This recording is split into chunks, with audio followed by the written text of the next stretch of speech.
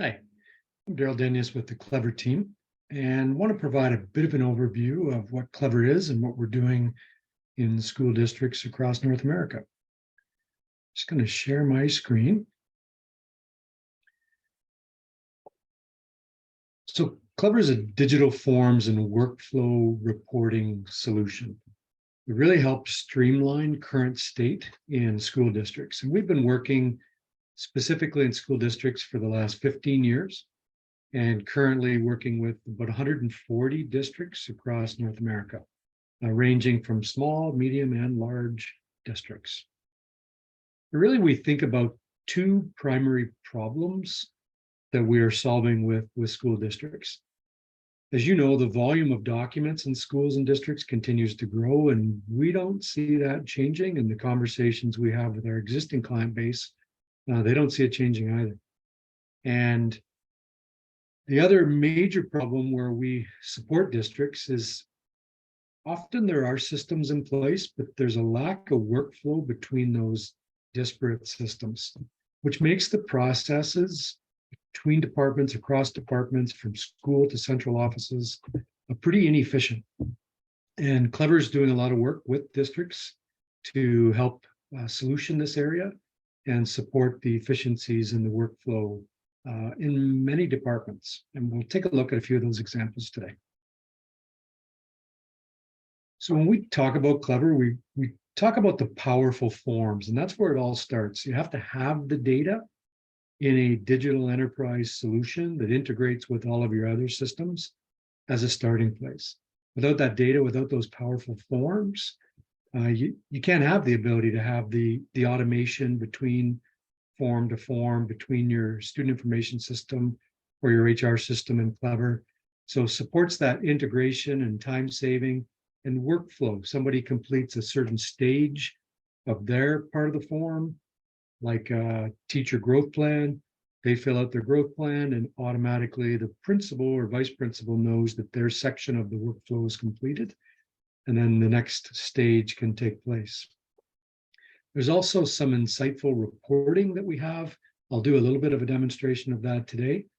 And then our wheelhouse is our background and our educational foundation. We work exclusively in K-12, and that's what we've done. And that's what we're going to continue to do. And we bring a lot of team members to the table that have a depth of experience in K-12 education.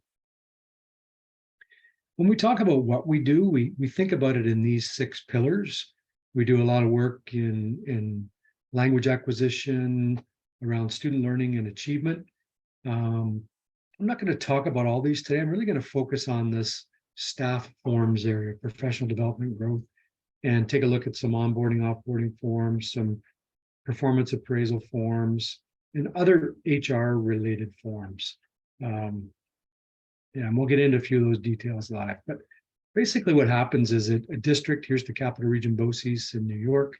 This was their output from another legacy system that they discontinued using and moved to Clevr. And this was the teacher evaluation based on different components and different criteria in a continuum or a rubric style. And what we do is we translate that or transition that over to Clevr. All of our forms are based on tabs and content. So this is showing the domains tab where I'm capturing these rubric details on a series of subtabs. And then it's auto-calculating, it's scoring based on the checkboxes that I've checked off here. So an unsatisfactory versus a proficient has a different score that feeds into domain 2, 3, 4, or domain 1. Here's another spreadsheet, Google Sheet, that a district was using to capture within a school. They would list all their staff names, teacher names, and all of the different qualifications or skills or training that they've had. So here we have a number of teachers who have had VITRA or the prepare training.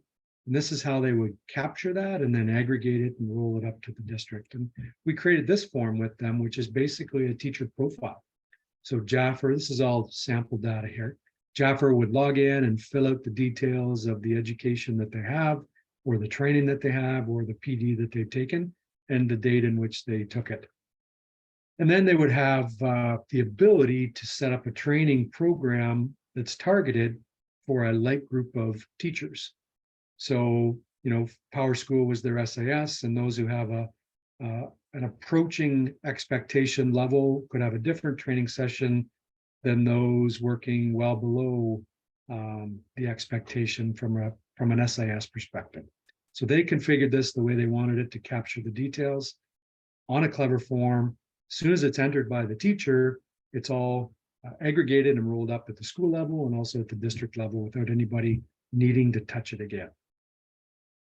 Here's a dashboard landing page, and this is showing 3 different cards. This is a listings card listing staff who have this Pittsburgh Public Schools RISE form. There could be messages that get delivered to staff. The message that a principal would receive would be different from a message that a teacher would see, as an example. So messages could be different and unique by role. And there's another card, which is a profile search. So I can quickly search for a staff member, Jafar, or a student. And then I would see all of the forms and reports connected to that particular student or staff, depending on the types of forms that have been deployed, creating a staff profile or a student profile. Here's another view where any of the forms you can drill into and then save searches. So this is a save search card, and here's a metrics card. So this is showing on this performance appraisal, there are 16 records, 9 of them are complete and 7 are incomplete. So you can have fields on a form that are required, and if they are not yet completed, then it's an uncompleted record, uncompleted form. So this is showing me the metrics at this particular location.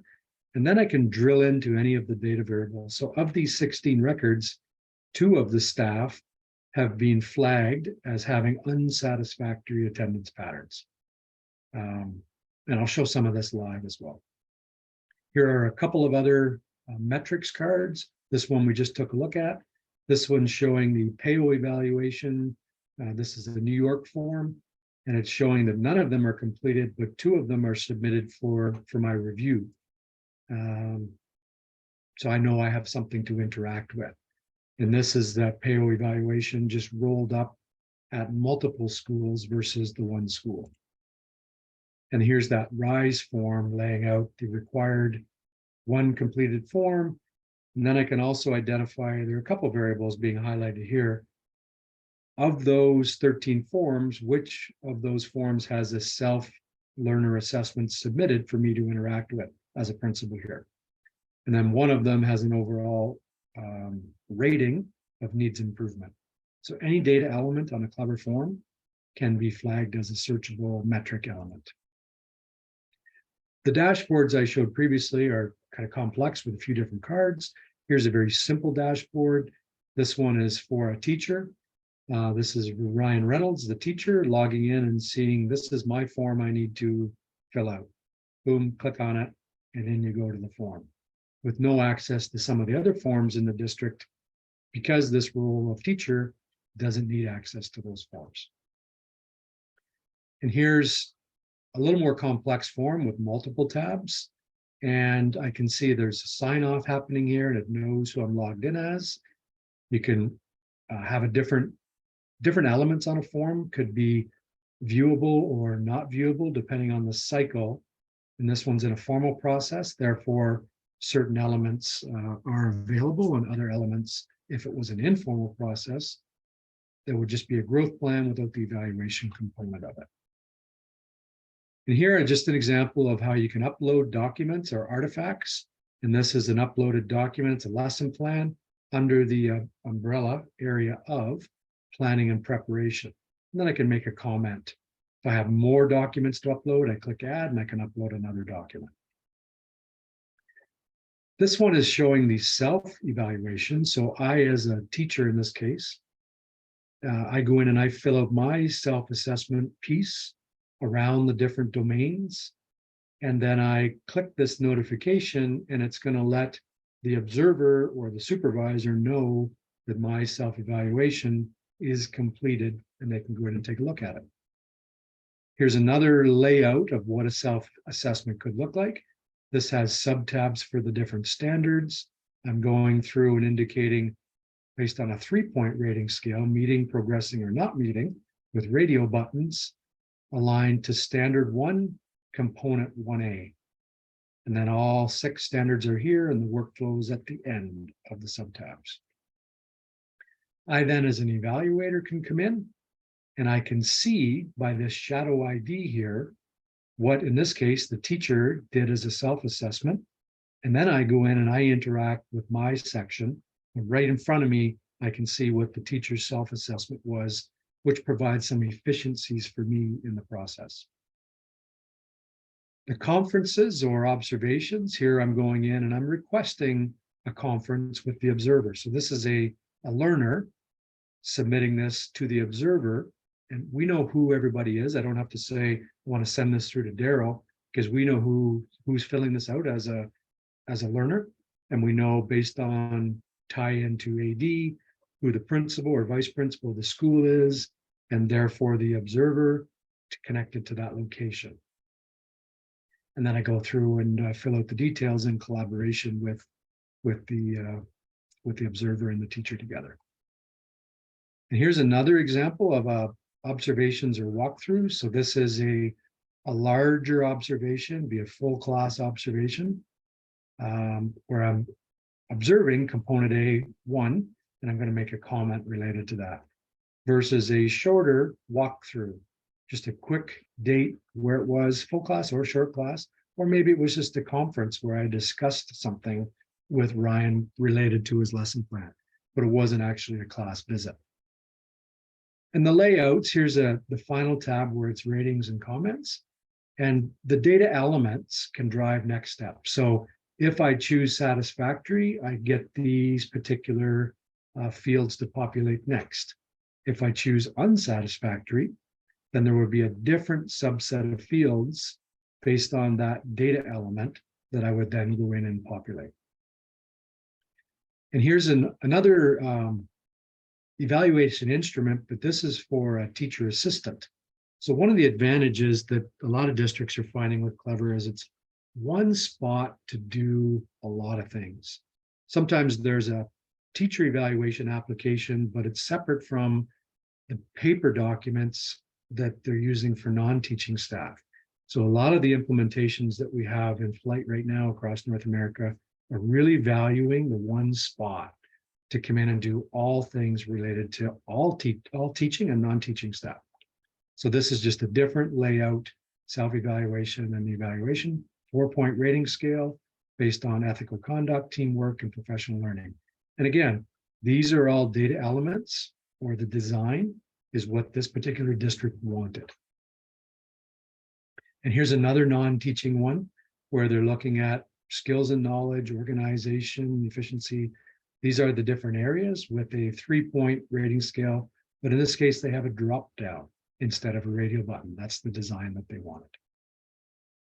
And here's another one around principal growth performance. And again, it's a 2-point rating scale based on these different areas, setting direction, and then specifically all the details within that, or building relationships and developing people. And then it's a 2-point rating scale that this has contributed strongly to their overall performance, or this is an area that could be strengthened. Here's another one. So it can be driven by a rubric. So here's a rubric style. This was a district that was putting a lot of technology in the classrooms. They were making significant investments in that, but they really didn't have a way to provide PD in an organized, targeted way. So they had the staff do this self-evaluation around leveraging digital. Did they consider themselves of having limited evidence, emerging, accelerating, and advanced?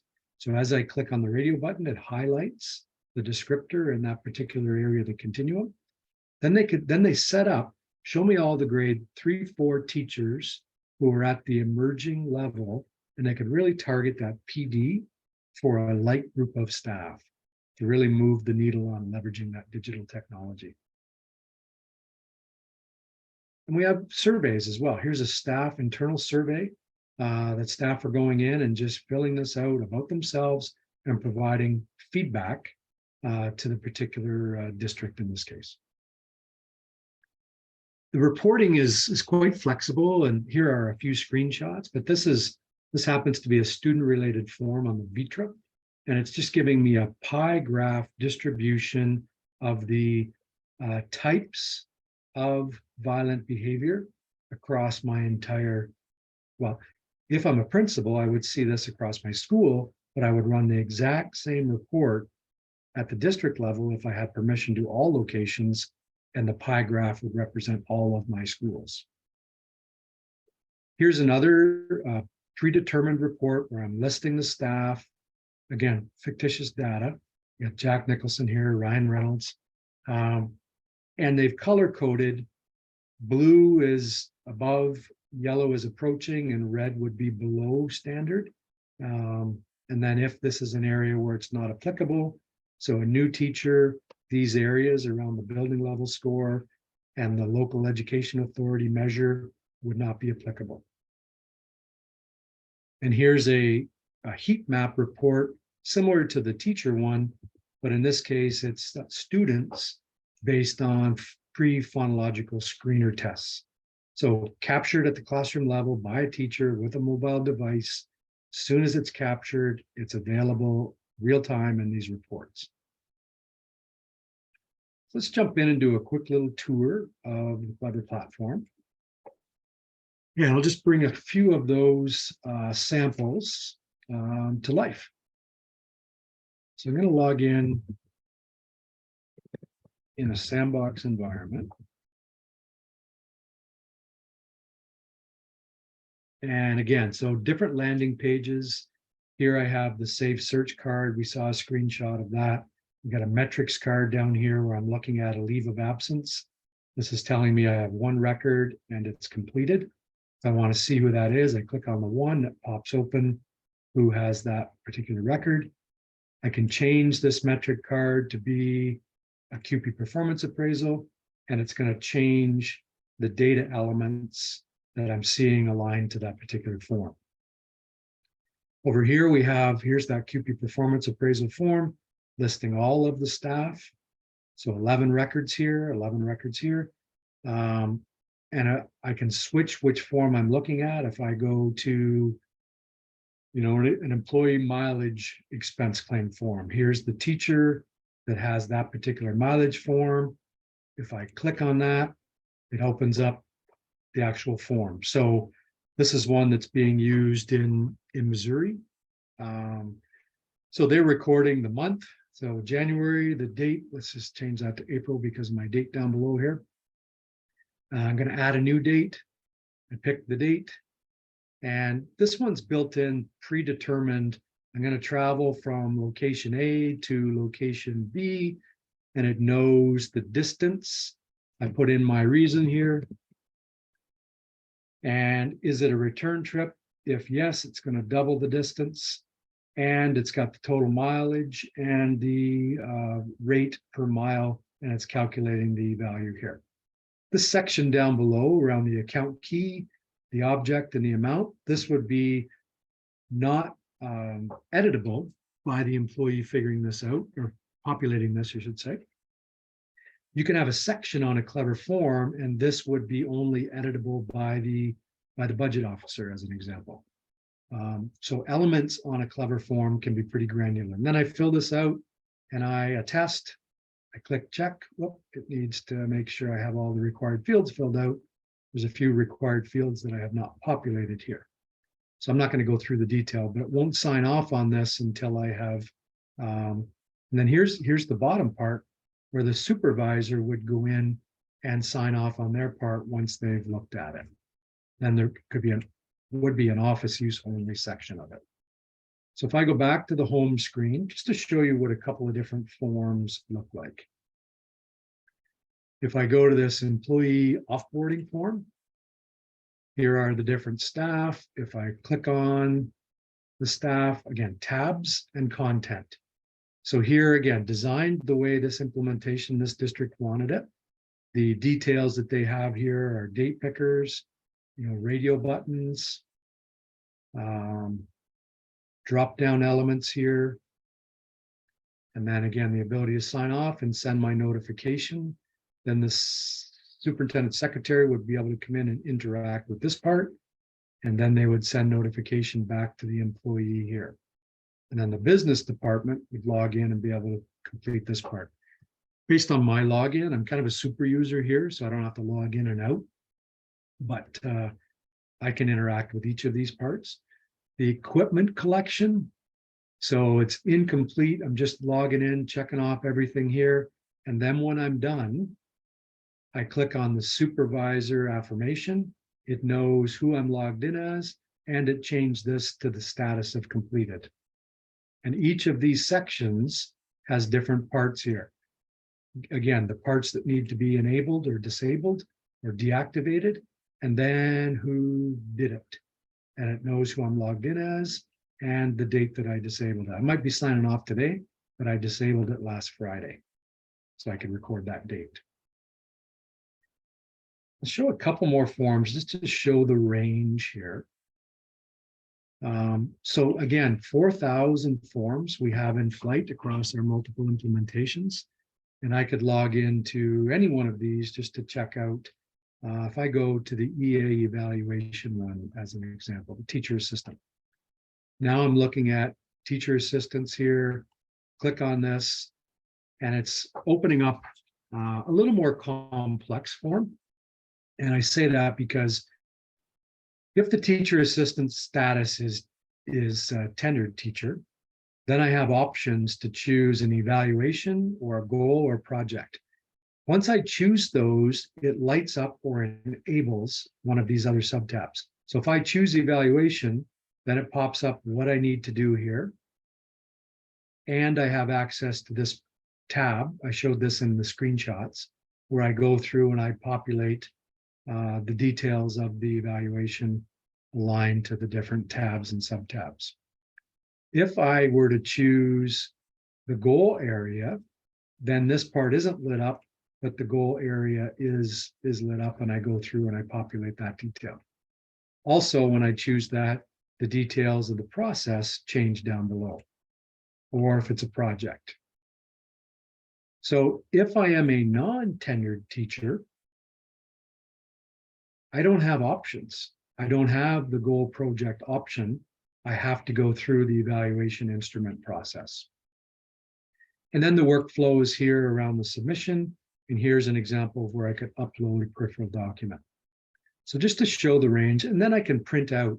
If I want to print out the evaluation or just the goal area or just the project, I'll just print the evaluation part. Just to show you that the output, again, Clevr logo because we're in a sandbox. This would be the district logo here. And this is the design based on what I've populated in the evaluation section. Again, designed like the original fillable PDF document that we received from this particular district before we started. Maybe I'll show one more form here. I'll go to the QP performance appraisal. And again, I click on Pat here as a non-teaching employee. I have my options here where I have a drop down. The supervisor manager could be auto-populated based on AD. So could the role position based on who's logged in, 3-point rating scale. And then I get into the performance area where I have the drop downs under each of these areas, the attendance punctuality. Here's that an unsatisfactory or an unsatisfactory here, or maybe a good. My comments. And then the finalization process. I'm not going to finalize it. I'm going to go back to the home screen just for a moment. And just show a little bit of what we can do with data once the data is entered. So here I have my 11 records. This says student, it shouldn't because, so this is sandbox data, but I can configure what I want to see here. We use multiple people for multiple purposes in the sandbox, but let's say I don't want to see some of this stuff. Maybe I want to see whether it's completed or not, maybe the location and the school year. So I'm changing the configuration of what I see here. And I can drill in and say, show me all the staff who have, let's say the attendance pattern is unsatisfactory. Apply that. And now I have my 3 staff who have that unsatisfactory. If I click on, we already saw Pat, but if I click on this particular staff member and go into that attendance piece, this is the data element that this district has said, we want to monitor this. And therefore, I want to be able to drill into it, but I also want to be able to see it right here on my metrics card. If I just scroll down here, here are the 3 staff. If I click on this, it shows me those 3 staff, which I can also get to by doing this filter, but there's another way to look at it from this perspective. If I want to clear that search, I get all my staff back. And maybe we'll just look at one more form. We'll go to this RISE form, which is a teacher evaluation form that we built with Pittsburgh district. And within it, there's a lot of content here around where I upload my artifacts. Here's my self-evaluation part. I'm not logged in as a teacher, but I can see what the teacher did here in the different areas. Then my part is the part that I can interact with. And you can see that it's auto-calculating the overall, and it's also, I'm in domain 2. So as I check elements, it's doing some auto-calculating for me here. Here's my conferences area. Here's the building level score and the local education authority score, and then some teacher specific data. But I'll just show you another report, and then I'm going to wrap up this quick little overview. So we can drill in and we can search and we can change the rows here, but I can also have a predetermined view. If I click on this and I can download this, I'm just going to preview it. It's going to go in, it's going to grab the information that I've asked for, and it's going to display that heat map report for the teachers in this location. If I build this up so I can see it, here we have the 4 staff in the school and their associated scores. And this report is available for a principal at the school. Obviously, a teacher wouldn't be able to see this about other teachers. But at the district level, I can run that same report across multiple schools and get a quick snapshot. So that's a quick little overview, just showing a few forms, but feel free to check out our website. So we are clevr.com, and on the resources section, if I go to list of forms, this is going to show me a list of forms in a variety of regions, provinces, and states where we're currently working in North America. And if I wanted to drill into any one particular region, click on New York, I see the forms that are currently in flight. Or maybe, actually there's one here where if I just click on United States, it shows the districts that we're currently working with and the wide range of forms that are currently in use within the Clevr platform within these districts that we are currently working with. So they range from student forms, staff forms, but also school forms, like a fire drill evacuation form. So this now is per school, when am I doing my fire drills? What's the evacuation procedure? And at the district level, I could run a report across all my schools to say, show me all the schools that have not completed their 3rd fire drill by the 15th of October, as an example. So I'm going to wrap it there. Thanks for your time, and appreciate the opportunity to show you a little bit about Clevr. But feel free to interact on this webinar and let us know what you think, and look forward to a future conversation, hopefully. Thanks. Take care.